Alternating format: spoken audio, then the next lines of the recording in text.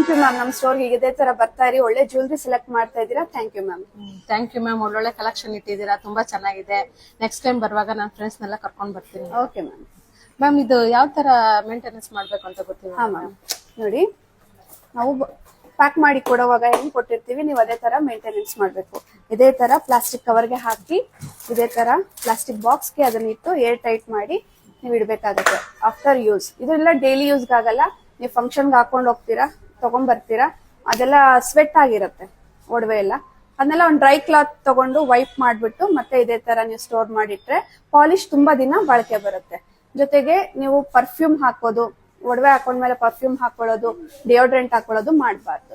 ನೀವು ಒಡವೆ ಎಲ್ಲ ಹಾಕೊಂಡು ಮೇಕಪ್ ಮಾಡ್ಕೋಬಾರ್ದು. ಯಾಕಂದ್ರೆ ನೀವು ಮಾಯಿಶ್ಚರೈಸರ್ ಹಚ್ಕೋತೀರಾ, ಅದೆಲ್ಲ ತಾಗತ್ತೆ, ಅದು ಮತ್ತೆ ಪ್ರಾಬ್ಲಮ್ ಆಗತ್ತೆ ಪಾಲಿಶ್ ಮೇಲೆ.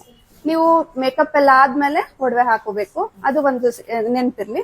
ನೆಕ್ಸ್ಟ್ ನೋಡಿ, ಈ ತರ ಹತ್ತಿನಲ್ಲಿ, ಕಾಟನ್ ಅಲ್ಲಿ ಕೆಲವರು ಹಾಕಿಟ್ಬಿಡ್ತಾರೆ, ಸುತ್ತಿಟ್ಬಿಟ್ಟು ಇದನ್ನ ಮಾಡಬಾರ್ದು, ಸ್ಟೋರ್ ಮಾಡಬಾರ್ದು.